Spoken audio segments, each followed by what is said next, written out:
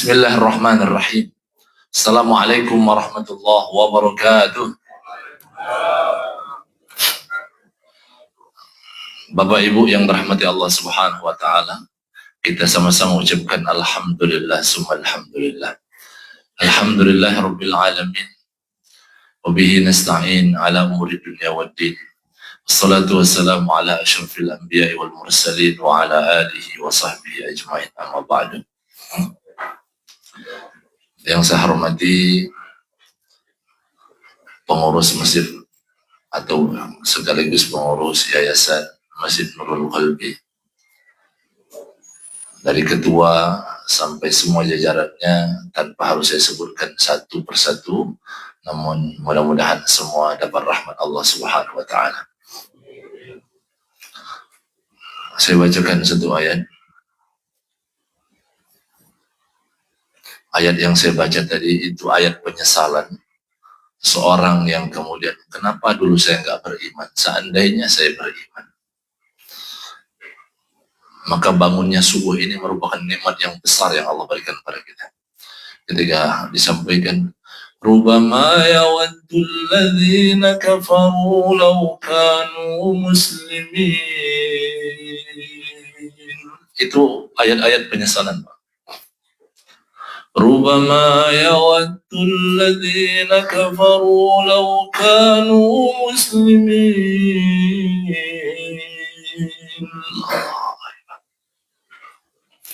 Rubama yawaddul ladzina kafaru law kanu muslimin. Ini ucapan orang-orang yang kemudian nggak sempat beriman. Bahasnya rubama, seandainya dulu kami berislam, kami nggak akan mengalami kecelakaan dan kehancuran serta kehinaan ketika menghadap Allah Rabbul Alamin. Kalau saya tanya, lebih banyak yang sholat subuh atau yang tidak sholat subuh sekarang, Pak? Maka jawabannya tentu lebih banyak yang nggak sholat subuh.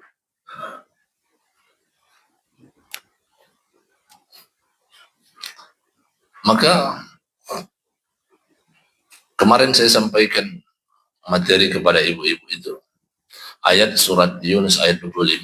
Wallahu yad'u ila daris salam wa yahdi man yasha'u ila siratil mustaqim. Allah menyeru kalian ke surga. Allah memanggil kalian ke surga. Lewat apa? Lewat ibadah dan ketaatan yang sudah kita lakukan. Nah, ayat di akhirnya yahdi may yasha'u ila siratil mustaqim. Kemudian kata Allah, tapi petunjukku ini hanya untuk orang-orang yang dikehendaki Allah saja.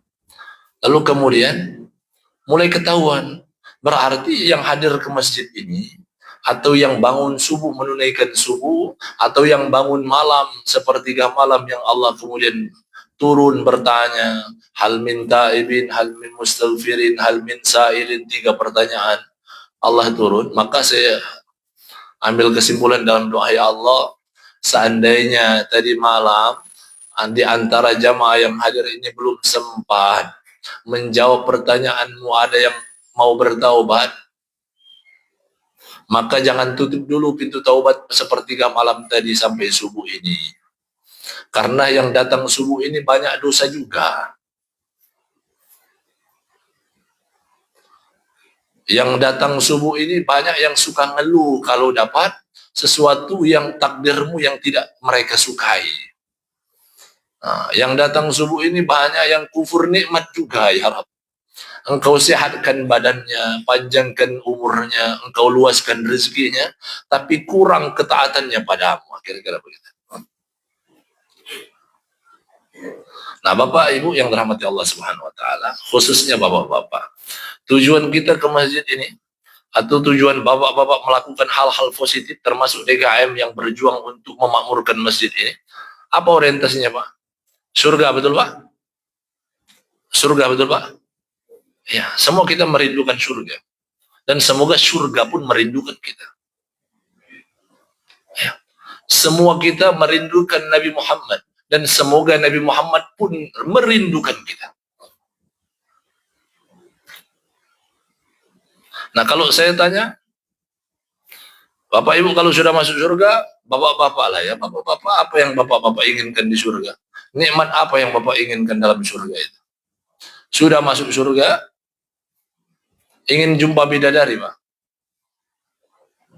Maka bidadari dan apapun kenikmatan yang ada di surga tidak bisa menandingi nikmat besarnya berjumpa dengan Rabbul Alamin. Faman kana yarju liqa'a rabbih falyamal 'amalan salihan.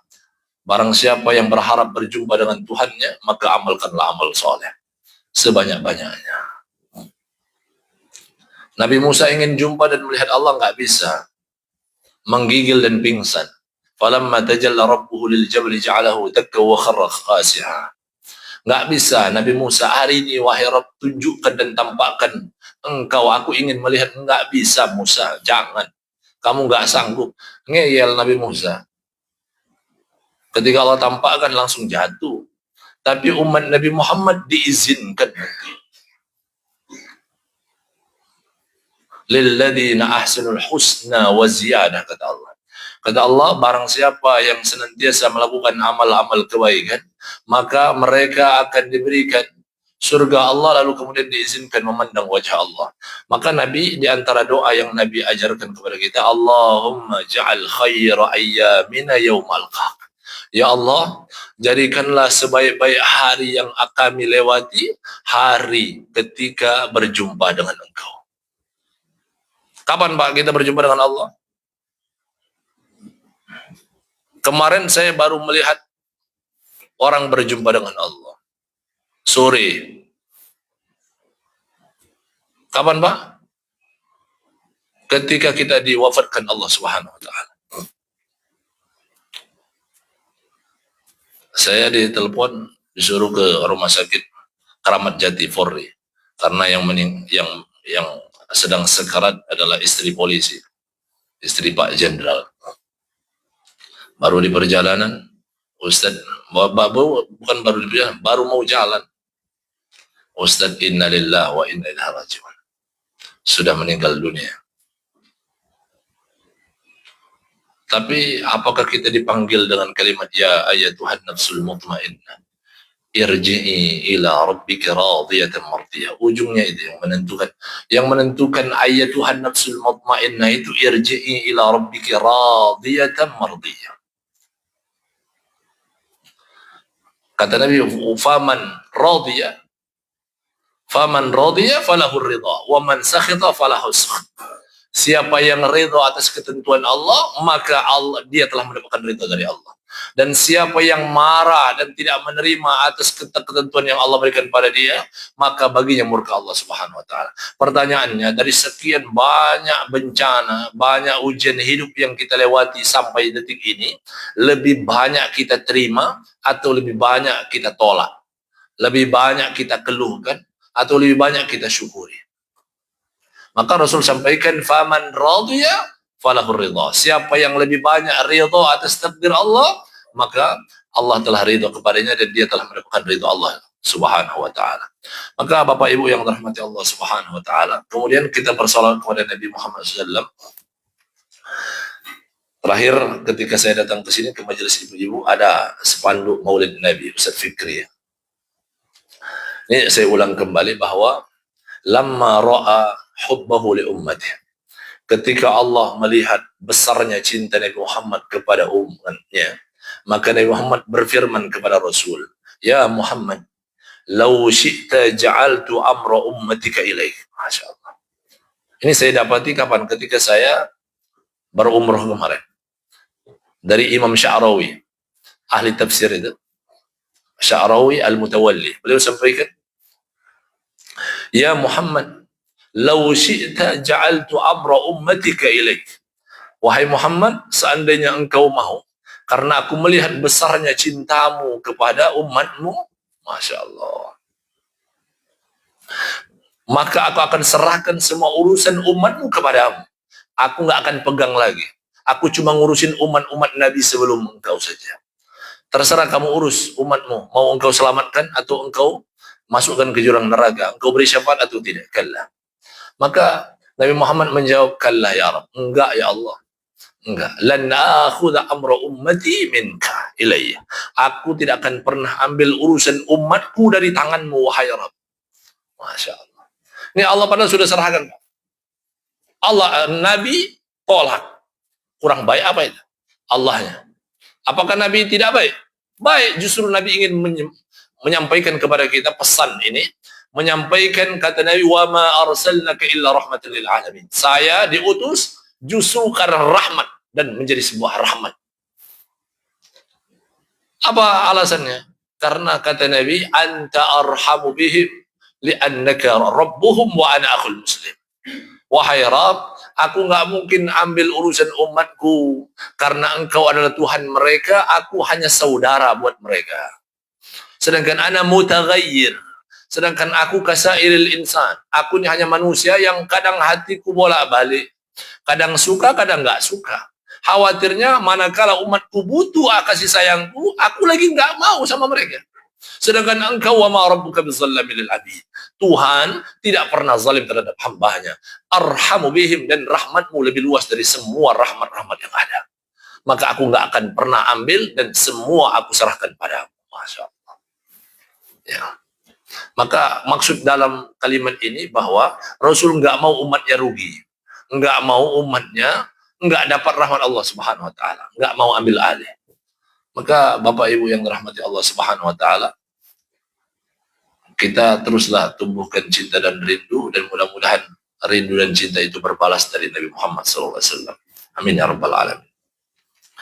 Bapak Ibu yang dirahmati Allah Subhanahu Wa Taala, nikmat dalam sakit. Sakit itu sebuah keniscayaan, betul Pak? Setuju kita semua. Sebagaimana wafat. Ya, karena Allah ciptakan semua berpasang-pasangan. Kalau ada hidup, ada mati, ada sehat, ada sakit. Artinya sebuah keniscayaan, nggak bisa dihindari. Kalau kita sudah tahu bahwa semua penyakit, musibah dan segala macam yang akan kita jalani dalam hidup ini sebuah keniscayaan, maka seharusnya nggak ada keluhan. Seharusnya nggak ada keluhan. Kalau merintih sakit boleh. Karena kita sudah tahu, rintihan orang sakit, kata Nabi, itu adalah tasbih buat dia kepada Allah. Yata'awwadu. Bernapasnya tahlil, kata Nabi. Napasnya orang sakit. Apalagi yang orang jantung ya, atau paru-paru yang susah bernapas. Napasnya adalah tahlil. Menggantikan kalimat la ilaha illallah. Selama dia mau menerima atas takdir yang Allah berikan ini. Maka ini disampaikan oleh Rasul Muhammad SAW.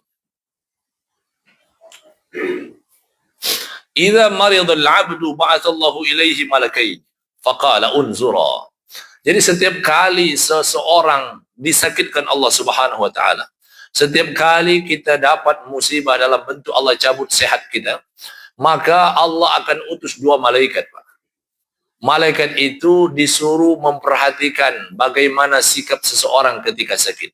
Fa idza qala alhamdulillah rafa'allahu. Ketika sikap orang itu mengucapkan alhamdulillah, maka malaikat akan melaporkan ucapannya dan sikapnya kepada Allah Subhanahu Wa Taala. Fayaqul qula li'abdi in ana tawaffaituhu udkhilul jannah. Kan antara dua, sama seperti yang kemarin wafat itu. Ini sebelumnya ibunya meninggal, saya juga yang dipanggil untuk ngurus sampai ke liang lahatnya. Ini hari ini akan dimakamkan, insyaallah di sini saya melayat. Sudah saya sampaikan dulu sehat ini. Yang wafat kemarin itu sehat. Dulu ibu itu yang menghubungi saya. Sehat bugar. Ustaz, ibu kami susah lama sudah ngap-ngapan ya di rumah sakit di Alam Sutera situ, MNC apa Pak? Ya, di Alam Sutera situ, ya, Ustaz minta tolong, saya datang, saya sampaikan, masya Allah, Allah Rasul sampaikan, ketika yang bersangkutan ketika menghadapi sakitnya itu, dia menerima ridha atas semua yang sedang dia hadapi, maka Allah akan suruh menyampaikan kepada dia, qula li abdi in ana tawaffaituhu udkhulul jannah. Kan ustaz itu dipanggil untuk doain agar sembuh itu. Saya pribadi dipanggil sering diminta tolong, ustaz tolong datang minta didoakan, dibacakan Quran dengan harapan tawasulan agar disembuhkan. Tapi apakah semua doa itu tidak dijawab? Dijawab sama Allah Subhanahu wa taala. Jawabannya enggak harus sembuh. Maka Rasul sampaikan lewat sabdanya, nanti ketika dia sudah didoakan, lalu kemudian dia ridho atas semua yang sedang dia dihadapi, ada kalimat qula li 'abdi in ana tawaffaituhu udkhulul jannah. Kalau dia sudah ridho atas sakitnya, lalu kemudian dia diwafatkan Allah, maka aku jamin dia surga. Maka dijamin Allah untuk dimasukkan ke dalam surga. Wa in syafaituhu badaltu lahu lahman khairan min lahmi. Kalau seandainya sekiranya Allah sembuhkan dia dari sakitnya, maka Allah gantikan daging yang sudah rusak itu dengan daging yang lebih baik daripada yang sebelumnya. Allah gantikan darah, kan ada yang cuci darah ya. Allah akan gantikan, karena nanti penyakit itu dia akan datang menyerupai. Jadi satu hari di Madinah itu pernah ada sosok seorang perempuan sauda, seorang perempuan yang berkulit hitam datang sama Nabi. Kata Nabi, man anti, siapa engkau? Dia bilang, ana Ummi Mildam, saya adalah Ummi Mildam. Ini penyakit ini. Penyakit ini datang kepada Nabi tapi menyerupai manusia.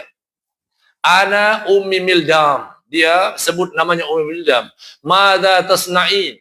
Apa yang engkau buat di sini wahai Ummi Mildam? Dia bilang, ana akulul lahma wa unashifud dama. Aku ke sini mau makan daging dan mau menghisap darah. Nabi langsung nyambung, wah ini penyakit ini. Ini penyakit. Maka ketika Nabi falamma arafa annahu minal marad, ketika Nabi mengetahui bahwa ini adalah penyakit yang melapor sama Nabi, maka kata penyakit, taib, kalau engkau sudah tahu aku adalah penyakit, karena panasku ini adalah uapnya. Jadi panas kita itu. Nah, ketika dia sampaikan, panasku ini adalah uapnya jahannam. Min rihi jahannam. Jadi orang panas itu adalah uapnya neraka jahannam itu ternyata. Maka dia minta, wahai Muhammad, arsilni ila man tuhib. Tolong kalau begitu setelah engkau tahu bahwa aku ini menggugurkan apa yang bisa aku gugurkan, maka tolong kirim aku kepada orang-orang yang aku cintai. Kata Nabi Muhammad, sekarang kamu pergilah ke kaum Ansar yang ada di Madinah. Datang. Lalu kemudian penyakit itu menyebar selama berapa lama? 1 minggu, 7 hari dalam riwayatnya. 7 hari sampai yata'awwahun. Semua ini sudah nggak kuat lagi sakitnya. Akhirnya mengadu sama Muhammad, ya Rasulullah, ud'ullah lana bisyifa, wahai Rasul, tolong doakan kami agar disembuhkan. Masya Allah. Maka Nabi mendoakan mereka agar disembuhkan. Sembuh dia, sudah selesai, maka Nabi bilang, marhaban bikum. Kata Nabi, selamat atas kalian yang telah disucikan. Kalian telah kembali suci kembali karena kalian telah ridha atas sakit kalian tadi. Ya.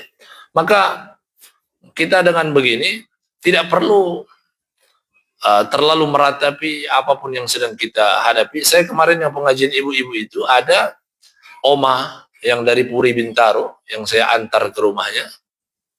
Saya nggak tahu ternyata rumahnya di Puri Bintaro.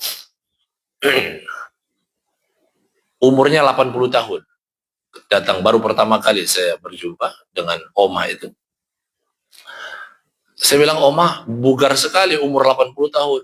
Nangis dia. Enggak Ustadz, saya stroke. Allah.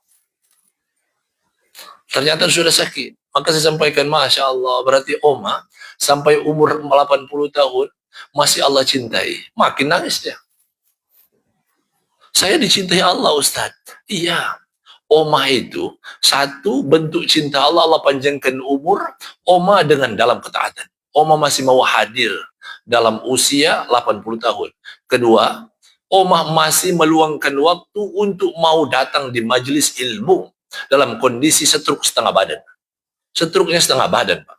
Umur 80 tahun. Maka ketika Rasul sampaikan, idza ahabballahu 'abdan ibtalahum, ketika Allah mengirimkan surat cintanya kepada seorang hamba, maka Allah akan kirim ujian kepada dia. Allah akan kirim ujian kepadanya. Maka lanjutan hadis itu yang saya sampaikan tadi, faman radhiya, kata Rasul, faman radhiya falahur ridha. Siapa yang ridha atas ujian itu, maka dia telah mendapatkan ridha Allah Subhanahu wa taala. Wa man sakhita, siapa yang murka, siapa yang menolak, yang benci. Kan kadang-kadang ini yang saya ceritakan kepada ibu-ibu kemarin itu, bahwa kadang kita mendapati ada orang yang mengeluh, kenapa Ustadz? Nah ini sahabat saya cerita ke ibu. Sahabat saya, Ustadz, anak kenapa kok hidup anak melarat sekarang ya? Padahal anak udah dekat dengan Allah. Segala bentuk jenis amalan, dia ada 10 amalan yang dia lakukan, Masya Allah. Dia selalu minta riyadhah, minta amalan ke ustadz-ustadz yang datang ke Lampung, Habib atau ustadz siapalah yang terkenal, dia datangi, Ustadz, apa amalan antum biar anak bisa lulus S3, biar anak urusan lancar. 10 dia bikin status. Saya singgung, saya bilang, Ustadz, antum daripada memberati antum untuk mengamalkan 10 itu, minimal 1 aja antum ambil. 1 aja. Antum kan dia selalu tanya, antum apa riyadhahnya antum Ustadz Idham, sehingga antum bisa bolak-balik ke Mekah, antum bisa keliling dakwah ceramah kemana-mana. Aku bilang, saya nggak ada amalan, saya sedang belajar beristiqomah saja. Karena al-istiqomatu khair min alfi karamah. 1 aja susah, antum mau 10. Nah dia ngeluhnya apa, Pak? Ngeluhnya dia dengan kalimat bahwa dia merasa sudah dekat dengan Allah, lalu kemudian dia nggak mendapatkan ekspektasi dia yang dia harapkan.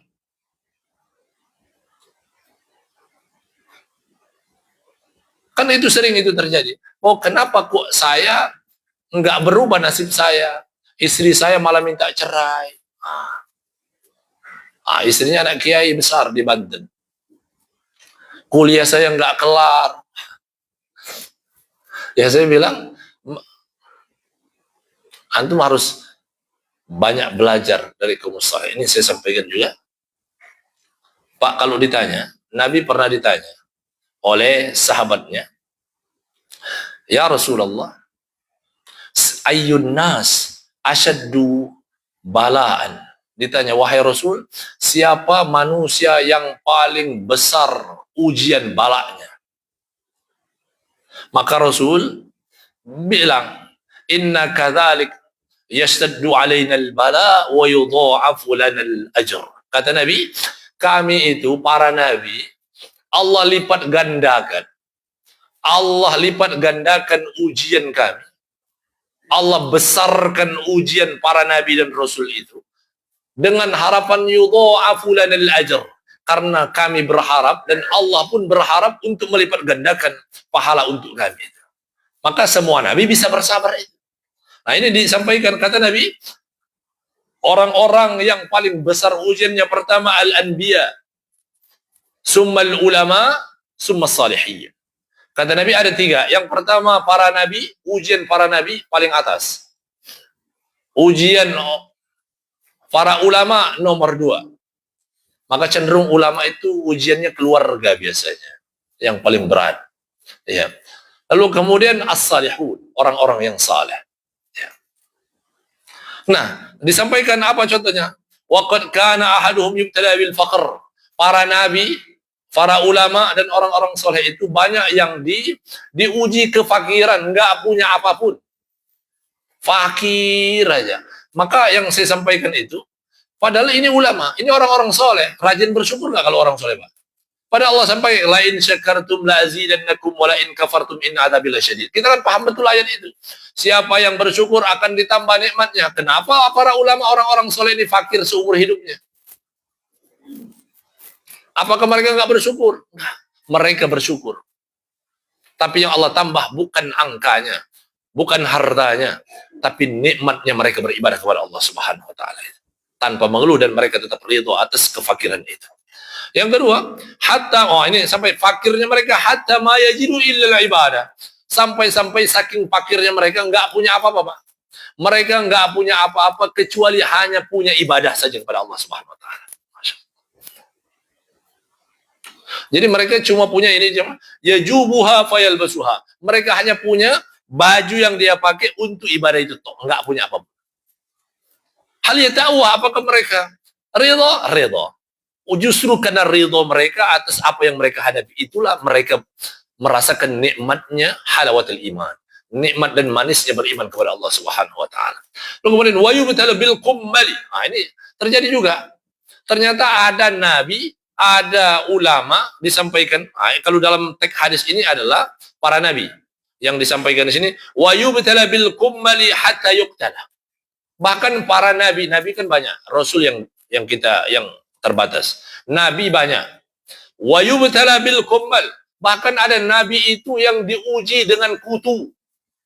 Sibuk, kalau enggak disebutkan berapa ribu kutu yang ada. Seumur hidup dia harus ngurusin kutu di kepalanya.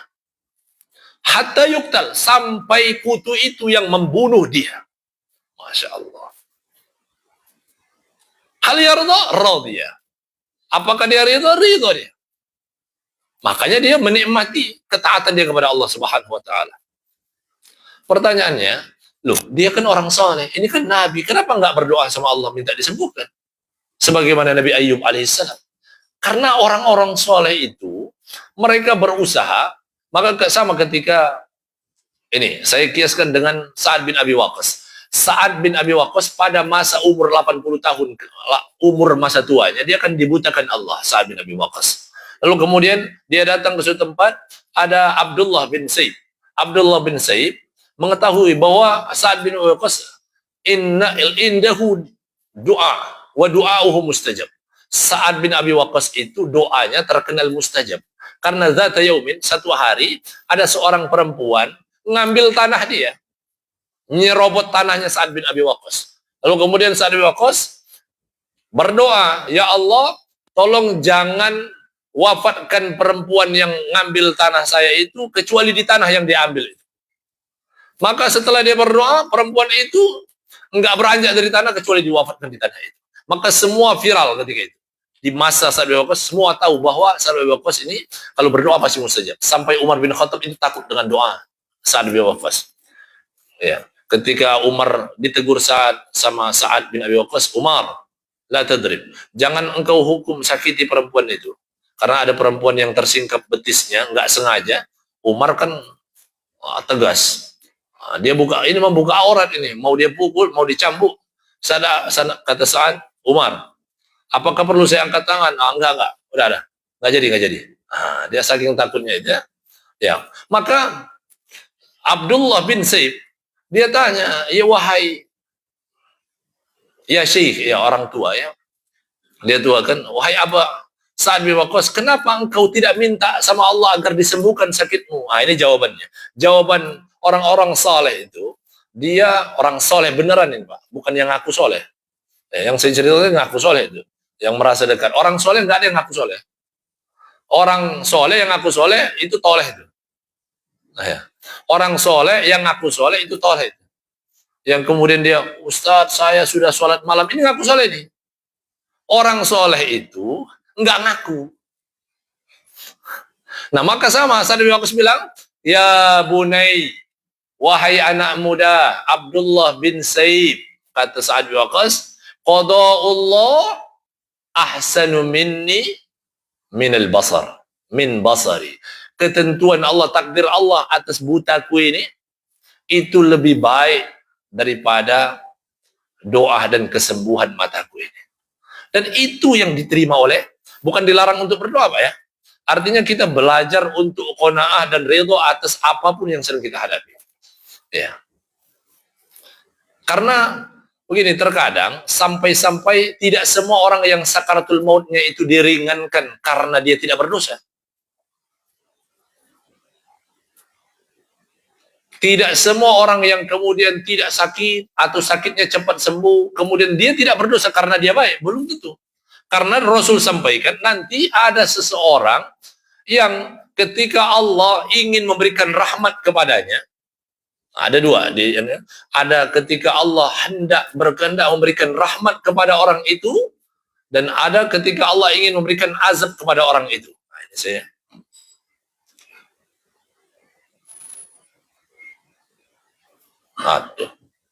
Nah, ketika Allah hendak memberikan rahmat kepada orang itu, kata Nabi, maka tidaklah orang itu kecuali Allah akan berusaha menggugurkan dosa-dosa orang itu dengan cara disakitkan di antaranya.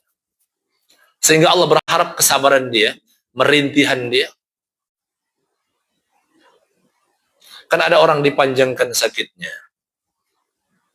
Sampai malaikat Jibril itu kan melihat orang soleh. Malaikat Jibril itu kan kontrol kita terus. Maka setiap kali ada orang soleh yang sakit, kemudian dia mengadu, menangis, merengek, malaikat Jibril yarfa'u. Dia akan mengangkat doa-doa orang yang melantunkan doa mohon kesembuhan itu. Dia akan melapor ke Rabbul Alamin. Wahai Rabb, itu orang soleh. Dia sakit. Dia minta kesembuhan. Maka disampaikan, termasuk penjelasan Imam Sya'rawi juga. Kata Imam Sya'rawi, inilah bentuk rahmat Allah. Allah akan menjawab Jibril, Jibril da'hu fa inni ashtaqu ilai. Wahai Jibril, biarkan dia merengek, nangis itu, karena aku sedang bernikmat-nikmat dengan tangisannya. Masya Allah. Jadi maksud saya, ketika kita berdoa lalu kemudian kok nggak dikabul-kabul, nikmati aja doa itu. Yang dinikmati bukan sakitnya, Pak ya. Nikmati ketaatan kita kepada Allah Subhanahu wa taala. Karena terkadang kita susah nangisnya. Ini saya kemarin bawa jamaah umroh 20. Ketika tawaf selesai, kita kan sholat tawaf, sholat sunnah tawaf. Saya selalu lihatin muka satu-satu. Kan doa sendiri-sendiri dulu. Saya lihat, kok nggak ada. Habis itu sibuk foto kan, foto-foto. Nah, entah ada yang video call segala macam. Saya lihat satu-satu. Kok nggak ada yang sembab matanya, nggak ada yang nangis. Saya, Bapak, Ibu, susah Ustaz nangis katanya. Udah umroh berapa kali? Baru pertama. Masya Allah. Kok bisa?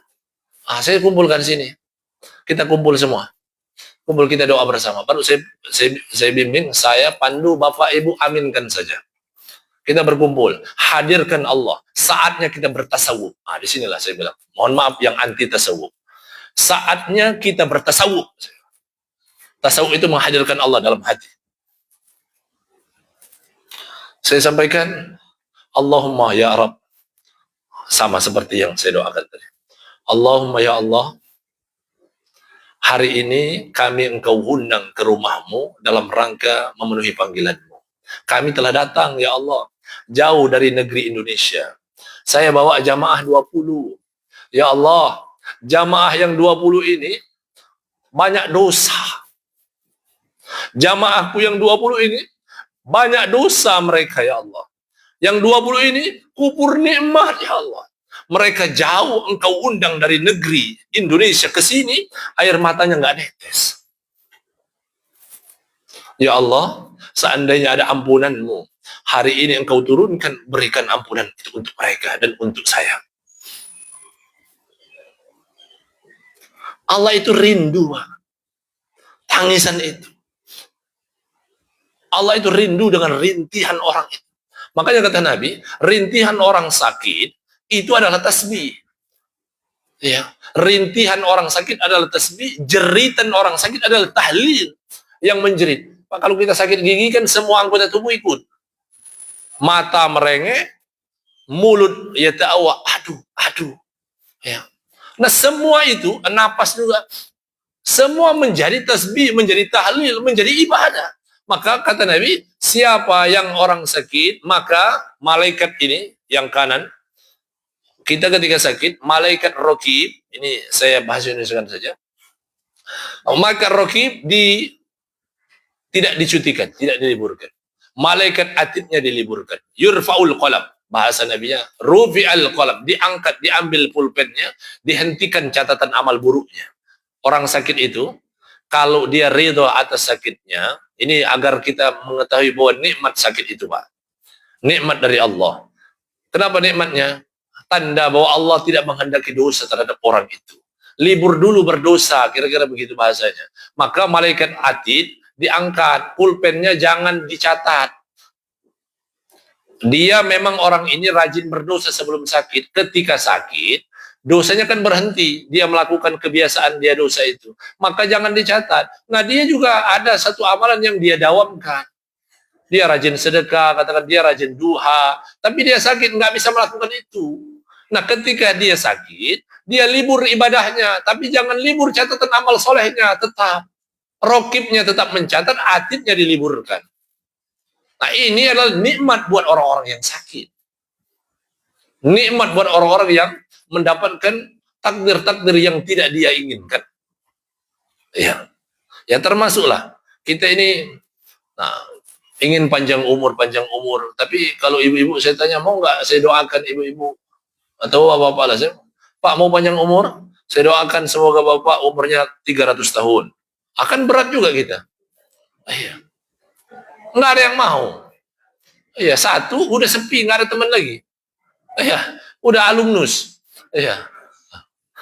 Yang lain udah kembali semua, dia sendiri. Iya. Maka betullah umur itu makanya berdoa itu. Doa ketika orang ada tradisi ulang tahun kan kalimatnya barakallahu fi umrik. Ya. Itulah doa yang paling tepat. Semoga Allah berkahi umurmu. Semoga Allah berkahi umurmu. Maka berkali-kali di majelis ini saya sampaikan, wallahi alil kalam, saya selalu berharap, ya Allah, kalaupun hari ini, besok engkau cabut nyawaku, aku ridha, cabut. Tapi cabut nyawaku ketika aku ngajar ngaji, atau ketika aku ngaji sendiri. Dua itu aku minta. Bukan minta mati ini ya. Kalau seandainya ajalku sudah akan tiba, kapanpun silakan. Tapi tolong, khairu a'mari akhirahu. Baikkan, sebaik-baik umurku adalah di akhir. Jadikan akhir daripada kehidupanku adalah waktu terbaik, tempat terbaik, dan kondisi serta keadaan yang terbaik. Orang sakit, banyak yang wafat karena sakit. Ya, tapi banyak ketika sakit itu disuruh sholat, aduh, lagi banyak najisnya, sehingga nggak sholat. Justru ketika itulah harusnya, karena ini adalah salam cinta, Allah ingin dia dekat dengan Allah. Ayah saya ditabrak lari, ya. Jadi lututnya nggak bisa begini lagi karena usia sudah 73. Lalu kemudian udah nggak bisa. Saya telepon, gimana Pak? Iya, Pak, ini Bapak nggak bisa ngapa-ngapain, duduk aja. Gimana sholat? Ya tetap sholat Bapak. Gimana cara sholat? Bapak libur dulu lah katanya. Oh jangan, nggak ada libur. Sholat nggak ada cutinya. Kok minta libur? Nggak ada. Gimana caranya? Bapak nggak paham, ya saya ajarin. Gimana wudhu? Ya Bapak semampunya. Kalau Bapak mampu wudhu. Kalau nggak mampu tayamum. Nah, nggak tahu juga tayamum. Usia 73 tahun. Ah, perlu diajari lagi. Ya, tayamum gimana Pak? Yang kadang-kadang yang bikin susah tayamum itu, ini kembali ya, saya sedikit ini tambahkan. Yang bagian tangan, saya perhatikan ketika jamaah umroh di atas pesawat itu kan banyak yang tayamum. Kalau saya tetap wudhu karena ada air di dalam pesawat itu kan ada air. Tapi yang bagi berijtihad dan malas, kadang-kadang jamaah itu malas ya. Bertayamum, yang saya perhatikan sudah tayamum dia, padahal ada air, oke lah, silakan bertayamum. Cara yang muka, kan kalau muka dia bukan kayak pakai bedak Pak. Ya. Iya. Jadi ini kan bukan air, ini debu. Dia sekali saja dan pastikan langsung rata. Nah, nggak bisa begini. Udah habis debunya. Maka harus rata langsung. Rata sama mukanya. Nah, oke, muka oke selamat. Tangannya, satu tempat debunya jangan diambil di tempat yang sama. Tempat debunya diambil tempat yang lain. Nih, biasanya yang panjang yang susah. Kan ada dua model, ada dua pendapat. Nah ini kan harusnya separuh. Ini enggak, begini. Nah kalau udah begini, udah habis berarti debunya. Yang sini nggak bisa lagi, nggak ada dapat lagi. Harusnya separuh di sini, separuhnya di sebaliknya. Gitu. Lalu kemudian begini juga seterusnya. Oh susah, mau yang mudah aja mau ya begini caranya. Udah sini aja, udah selesai. Oh yang mudah aja Ustaz. Ya. Nah, Bapak Ibu yang dirahmati Allah Subhanahu wa taala, maka kalau bicara hadis bahwa bahwa sakit itu penggugur dosa, semua kita sudah tahu. Tapi apakah pengetahuan kita itu menggiring kita, membawa kita beriman dan mau menerima ridho atas semua apa yang kita mengalami? Saya ini penceramah, dan ustadz-ustadz penceramah itu kayak seperti saya sekarang menasihati Bapak Ibu, ya kan? Bapak Ibu kalau sakit harus ridho. Ketika saya ketiban sakitnya, belum tentu saya mampu melakukan apa yang saya sampaikan itu. Betul ini. Banyak nggak ustadz-ustadz itu ketika dia temperamennya keluar, nampak padahal dia bicara ceramah, sabar, sabar, innallah ma'as sabirin. Ketika dia kena colek dikit, langsung kelihatan manusianya. Ya, sisi kemanusiaannya. Iya. Tapi terus kita saling mengingatkan. Iya. Nah, satu. Lalu kemudian,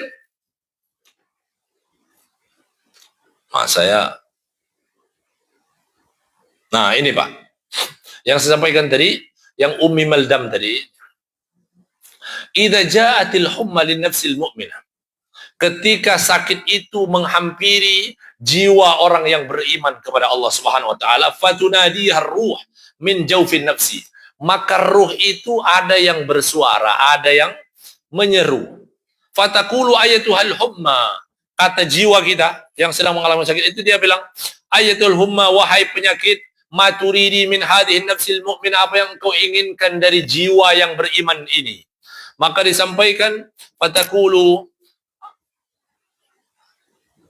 mana? Fatujibuha al-humma, kemudian penyakit akan menjawab, ayatuhar ruh at-tayyibah, inna nafsaki hadhihi kana tahirah. Wahai jiwa, dulu jiwa ini, maksud dia sedang komunikasi, jiwa kamu dulu adalah jiwa yang tahirah, yang suci. Maka aku datang ke sini, faqad dzarratha adz-dzunub wal khataya. Orang yang punya jiwa ini, manusianya ini sudah menggugurkan kesucian itu, kesucian jiwanya. Maka aku datang untuk mensucikannya. Fa ana utahhiruha fatujibuhar ruh, dan aku datang untuk mensucikan sesuatu yang sudah tercemar itu. Ya, maka ruhnya bilang, idni idzan salah samarat fatahhiriha. Kalau begitu silakan sucikan walau sampai 3 kali. Ya. Itu bagi orang yang beriman. Bagaimana identik sama orang beriman? Yang ridho sebagaimana Sa'ad bin Abi Waqqas, dia bilang, ini kalimat yang perlu kita ambil, bahwa qada'ullah ahsanu minni min basari. Ketentuan Allah itu lebih baik untukmu daripada kesembuhan mataku. Maka saat Nabi Muhammad sampai wafat, dia diwafatkan Allah Subhanahu wa taala. Bisa nggak Nabi Muhammad berdoa minta disembuhkan sakit waktu dia sakit, Pak? Sangat bisa. Tapi apakah Nabi Muhammad minta disembuhkan? Nabi Muhammad kan sakit 2 kali seumur hidupnya. Nabi Muhammad sakitnya 2 kali seumur hidup. Iya, terakhir ketika sakit terakhir langsung meninggal dunia. Di mana dia meninggal dunia, Pak? Ibu-ibu, Nabi Muhammad meninggal ketika sholat? Enggak. Ketika khutbah? Enggak. Ketika ngapain? Nabi Muhammad meninggal di pangkuan istrinya. Maka berharaplah ibu-ibu tidaklah wafat suaminya kecuali di atas pangkuannya. Ini menunjukkan bahwa ibu-ibu betul-betul berbakti sama suaminya, itu maksudnya. Ya. Nabi Muhammad itu udah sakit, udah nggak bisa, orang kalau udah mau sakarat, udah lemas, udah nggak bisa ngomong. Masya Allah, Pak. Kalau kita meresapi semua kejadian demi kejadian itu Nabi Muhammad, Allahu Akbar. Maka saya, kalau Allah, ketika berziarah ke makam Nabi selalu ingat, berusaha sendiri mengingat-ingat satu-satu. Masya Allah ya Rasul, di sini dia wafat, di rumah Siti Aisyah, di pangkuan Nabi Muhammad SAW. Kata Aisyah, ya Rasulullah, atuhibbu, karena masuk saudaranya Aisyah namanya Abdullah bin Abu Bakar, saudara kandungnya Siti Aisyah, membawa siwak. Dan sebagai istri pasti tahu kebiasaan suaminya, ada apa yang disukai suaminya. Nabi Muhammad sangat suka sama siwak, makanya siwak itu sunnah ya. Tapi sunnah itu dibersihkan. Ini siwak udah berbulan-bulan, bertahun-tahun kok nggak dipotong-potong, kumpul aja jigongnya. Naudzubillah. Itu nggak sunnah itu. Sunnah itu dibersihkan. Iya, ini sama. Jadi Siti Aisyah itu Ya Muhammad turid. Nabi Muhammad cuma ngedipin mata. Tahu dia, oh mau, diambil.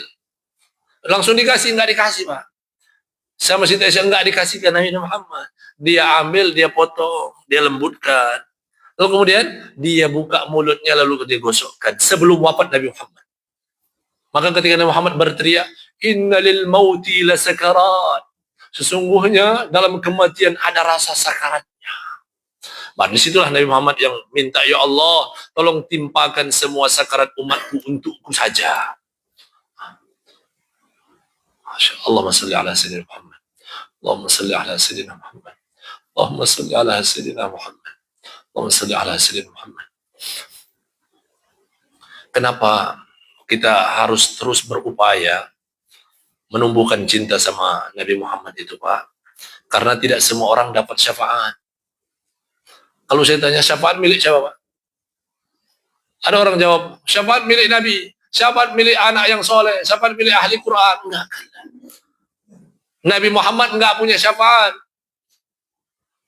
Orang habis Quran enggak punya syafaat.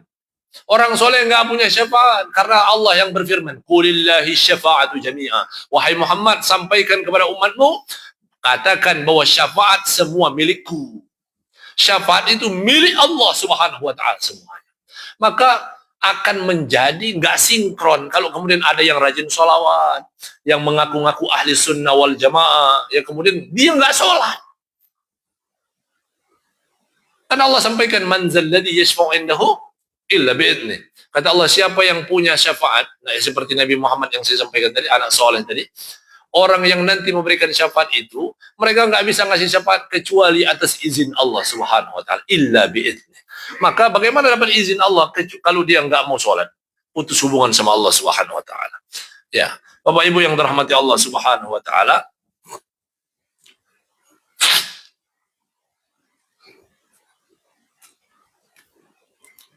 oh ya, terus berikutnya, nah ini kebiasaan kita, kalau orang sakit biasanya pahit Pak mulut, betul Pak? Apalagi ibu-ibu, kalau anaknya sakit, biasa maksa anaknya diomelin, makan biar sembuh, benar Bu? Iya, ya. Iya, kita kan biasa begitu, makan biar sembuh. Kata Nabi bersabda, Ani Ibnu Umar, dari Ibnu Umar, dalam riwayat Ibnu Umar, Rasul bersabda, Nabi SAW, annahu qala, la tukrihu mardakum ala ta'am wa syarab. Kata Nabi, jangan paksa orang sakit untuk makan dan minum. Kenapa? Fa innallaha ta'ala yut'imuhum wa yasqihim. Karena orang sakit, Allah sedang ngasih mereka makan. Allah yang sedang ngasih mereka minum. Makanya Allah pahitkan. Allah cabut nikmatnya makan itu. Maksudnya nggak boleh paksa itu, tawarin. Bukan nggak boleh ditawarin, ditawarin. Ya, dinasihatin. Tapi nggak usah diomelin. Ya. Jangan habis ini anaknya sakit, biarin, kata Ustaz, nggak usah kasih makan. Ah, salah itu. Mati nanti anaknya. Sayang berdosa. Ya. Nah, ibu-ibu yang dirahmati Allah Subhanahu wa taala, bapak-bapak yang semoga kita semua dirahmati Allah. Lalu kemudian ini terakhir yang saya sampaikan tadi, ini hadisnya. Kata Nabi, aninul mari tasbihun wa siyahuhu tahlilun wa nafsuhu sadaqatun wa nawmuhu ibadatun wa taqallubuhu min janibin ila janibin jihadun fi sabilillah. Rasul sampaikan, rintihan orang sakit itu tasbih, jeritan orang sakit adalah tahlil, nafasnya orang sakit adalah sedekah, tidurnya orang sakit adalah ibadah, bolak-balik badannya, ya kan? Badan kita taqallubuhu ilal janib, ke samping kanan ke kiri karena bosan dia, ya nalentang aja kan, pasti bolak-balik itu dianggap jihad fi sabilillah. Orang sakit itu ada namanya Jurej atau siapa namanya, lupa, sahabat Nabi, riwayat, dia dalam perang kena anak panah Pak di dadanya. Anak panah kalau masuk nggak mungkin, kalau ditarik sakit Pak ya, karena dia nyangkut seperti anak kail pancing. Nah, ini lebih perih lagi. Maka dia bilang, wahai Rasulullah, tolong cabut ini. Kata Nabi, dua pilihan. Saya akan, kamu pertama pilihannya, mau nggak saya cabut? Bisa saya cabut. Semua sama ujung busurnya juga bisa dicabut. Atau bilang, tapi sudah sembuh. tapi dia nggak bisa jadi saksi untuk kamu. Pilihan kedua, aku akan cabut tapi aku akan patahkan. Ujung busurnya akan tetap tertanam di dalam dadamu. Dan nanti akan menjadi saksi di hadapan Allah di hari kiamat nanti. Maka yang mana dia pilih, Pak? Dia bilang, baik ya Rasulullah, aku pilih yang kedua. Patahkan saja dan biarkan anak panahnya nempel di dadaku. Allah Akbar. Ini banyak, maksud saya, ini nikmatnya dalam sakit itu, para sahabat dan orang-orang yang mulia terdahulu yang perlu kita ambil pelajaran. Ini salah satu, yang ini yang laki-laki, yang perempuan juga sama. Yang saya ulang-ulang juga di majelis ini, yang ada perempuan penyakit ayan, yang kemudian dia kambuh-kambuh, pingsan-pingsan, datang sama Nabi, ya Rasulullah, saya penyakit ayan saya kambuhan, suka error, suka saya semacam kesurupan, lalu kemudian pingsan, tolong doakan aku, udah nggak kuat lagi. Kata Nabi, lau syi'ti, kalau engkau mau aku doakan. Tapi kalau engkau mau isbiri. Kalau engkau mau, pertama aku doakan dan Allah sembuhkan. Yang kedua, aku berharap engkau bisa sabar. Kalau engkau sabar dengan sakit itu, maka falakil jannah, bagimu surga Allah Subhanahu wa taala. Sakitmu sebentar. Yang mana dipilih sama perempuan ini? Dia bilang, kata sahibah ini, sahabat perempuan. Dia bilang, kalau begitu aku pilih yang kedua, wahai Rasul. Nggak apa-apa aku sakit. Kalau surga jaminannya. Nah itu terasa nikmat akhirnya. Dia menikmati ganjaran Allah Subhanahu wa taala. Memang sakitnya nggak bisa dinikmati. Tetap sakit juga. Ya. Kalau nggak sakit ya berarti enak dong. Masuk surga itu kan. Nah, makanya bahasa Allah, am hasibatum an tadkhulul jannata wa lam ya'lamillah, yaitu maksudul ba'sa. Apakah kalian mengira masuk surga itu enak sebelum kalian ditimpa apa yang menimpa Bilal, apa yang menimpa Ammar bin Yasir, menimpa sahabat-sahabat ridwanullah alaihim itu. Ya, Bapak Ibu yang dirahmati Allah Subhanahu wa taala. Maka dari itu, siapapun, karena kita ini akan sakit. Bukan mendoakan, kita pasti sakit. Karena ada nggak yang sakitnya seumur hidup, yang sampai hari ini sakitnya cuma 3 kali? Atau 10 kali. Kita berkali-kali Pak sakit. Minimal sakit pilek. Ya. Dan semua tidak ada. Jangankan sakit tersandung aja, tersandung batu, itu sudah menjadi penggugur dosa kalau kita ridho atas sandungan itu. Nah masalahnya, ketika terjadi sesuatu yang kita tidak kehendaki itu, mampu nggak hati kita itu menjadi ridho atas keputusan itu. Nah itu butuh riyadhah.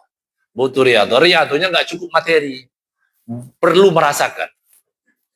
Perlu merasakan. Saya ceritakan kemarin yang saya bilang, saya udah cerita belum yang saya kehilangan mobil? Oh belum ya, saya cerita ke ibu-ibu aja. Ini saya nggak pakai, dulu kan Fortuner. Nah itu sebelum saya berangkat umroh, qadarullah mobil saya hilang. Ini mobil orang, saya pinjam. Maka kata teman saya, Masya Allah, ini teman saya yang seperjuangan sama saya, Masya Allah, antum luar biasa, langsung Allah kirim agar antum riyadhah untuk bersabar. Ya, tidak sekedar antum hafalkan aja ayat dan hadisnya, antum harus praktekkan itu sabar itu. Betul Pak. Maka sama, bagaimana saya mempraktekannya? Di antaranya, saya ketika umroh, semua orang menduga, Ustadz, antum, termasuk teman saya, antum nggak minta ganti fortune. Ya kan banyak orang kalau datang ke sana kan minta hajat, walau itu tidak salah. Saya bilang enggak, aku nggak minta sama apapun. Saya cuma minta, karena saya minta 1 hari sama jemaah. Bapak Ibu bilang jemaah, 1 hari saya minta free ya. Bapak Ibu silakan melakukan aktivitas sendiri, mau belanja, mau tawaf sendiri, silakan. Saya mau berkhulwat sama Allah sendiri aja.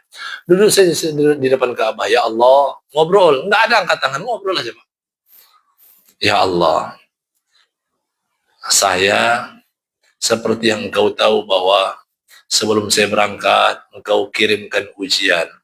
Tapi terima kasih ya Allah, engkau berikan pinjaman. Selama 3 tahun aku menikmati nikmat Fortuner itu. Tapi kalau kemudian engkau ambil kembali nikmat yang aku nikmati itu, karena asbab engkau enggak ridho, sebab dosa-dosa yang aku lakukan. Mungkin lalainya aku ngurus santri, kurang ikhlasnya aku menyampaikan risalah dakwah ketika datang ini, karena orientasinya hanya duit. Aku mohon kepadamu ya Allah, jangan izinkan aku pulang ke negeriku. Jangan izinkan aku pulang ke rumahmu, ke rumahku, ke Indonesia, sebelum engkau pastikan dosa-dosa yang engkau maksud telah engkau ampuni. Ya, terus ya Allah Rabbil firli, tub alayya, tub alayya, tub alayya. Hari ini sore, ini hilangnya di depan pesantren. Tepatnya ketipu. Transaksi jual. Karena yang ngasih mobil itu nyuruh saya jual lagi. Karena uangnya mau dia pakai, gitu ceritanya. Nah, karena desa-desa, intinya ketipu lah. Nah, hari sore kejadian, saya kumpulkan santri. Maghribnya. Saya bilang, anak-anakku, para santri, tolong kita khotaman sekarang. Untuk apa Ustaz? Doakan Ustaz. Agar Allah ampuni dosa Ustaz. Itu aja Pak. Bukan doakan semoga yang menipu mengembalikan mobilku. Saya, ya Allah, tolong masing-masing kalian sebutkan, santri, sebut nama Idham. Sebut, ya Allah, ampuni dosa guru kami, Ustaz Idham. Kalau dia punya dosa, maafkan salahnya, maafkan khilafnya. Sudah kalian ridho atas Ustaz? Saya tanya sama murid-muridku, santri, Ustaz kan sering ninggalin kayak subuh ini. Kan saya tinggalin santri. Tapi sebelum saya tinggalin, saya bangun dulu. Saya bangun, yang piket malam, saya bantu untuk bangunkan santri, agar sebelum azan mereka sudah duduk. Untuk sholat dan menyiapkan hafalannya. Saya atur nanti, kalian bikin halaqah, setor sama Ustaz Sanjaya. Ustaz pulang, kalian setor kembali ke Ustaz. Kalian sudah ridho dan maafkan kesalahan Ustaz, karena Ustaz sering tinggal umroh, sering tinggal ceramah. Ya Ustaz. Jadi fokusnya, bukan fokus, kita kadang-kadang fokus dengan musibah yang kita hadapi, betul Pak? Kita nggak fokus dengan sababnya. Padahal, semua pasti ada sebab. Dan saya meyakini itu. Saya meyakini itu. Wallahi alil kalam. Oh, terus bertanya, kenapa Ustaz nggak minta?